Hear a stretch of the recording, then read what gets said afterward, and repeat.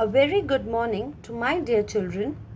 Today, in our online class, we shall continue with lesson number 3, and in today's class, we shall be doing commerce and its nature. Commerce refers to all those activities which are necessary for bringing goods from the place of production to the place of consumption. It includes not only trade but also services such as transport, warehousing, packaging, insurance, banking, and sales promotion, which are incidental or auxiliary to trade. These services are called aids to trade because they help in carrying out trade smoothly and efficiently. The basic features of commerce are: first, it is an economic activity. Commerce is an economic activity because it is carried out for the basic purpose to earn income and create wealth. Second, in commerce, there is an exchange of goods and services between producer and consumer. That makes your second feature of commerce. Every producer produces goods and wholesaler or any middleman sells goods in order to earn profit. The third feature of commerce is profit motive. Fourth, regularity of transaction. A transaction is said to be commercial only when it is done on regular basis. Any transaction which is not done on regular basis will not be considered or will not be included under commerce. Next, creation of utilities.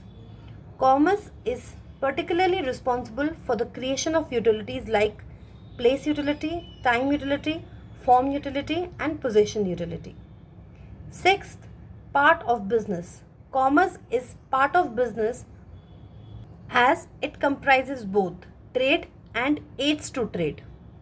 Thus, on the basis of the above definition and feature, the functions of commerce are: first, hindrance of person. Hindrance of person refers to the lack of contact between producer and consumer. Commerce removes this hindrance by means of trade. Trade provides an organized market where producers find the buyers who need and are able and willing to buy his goods, and consumers know the source of supply of goods that would satisfy his needs at a price he can afford. The next function of commerce is hindrance of place. Hindrance of place means that producers find it difficult to send their goods to distant places without loss through theft, pilferage, damage, etc. Commerce removes this problem by means of transport, packing, and insurance. Through transport, goods can be carried from far off places quickly and safely. Packing helps producers to preserve the quality of their product, and insurance helps businessmen to avoid or minimize risk. The third function of commerce is hindrance of time. Goods are generally produced on a large scale in anticipation of demand, and there is generally a time gap between production and consumption. Therefore, it becomes necessary to store the goods until they are sold. This problem is solved by warehousing. Thus, commerce removes the hindrance of time through warehousing. Not just this, warehousing protects goods from fire, rain, pest, etc. Fourth function is hindrance of exchange. Buying and selling of goods require a common medium of payment, and in India, the common medium of payment is Indian currency, that is money. However, safe means of payment are required to settle the transaction. Thus, banks helps to remove this obstacle. Bank provide or help the businessmen by making and collecting payments on behalf of their clients.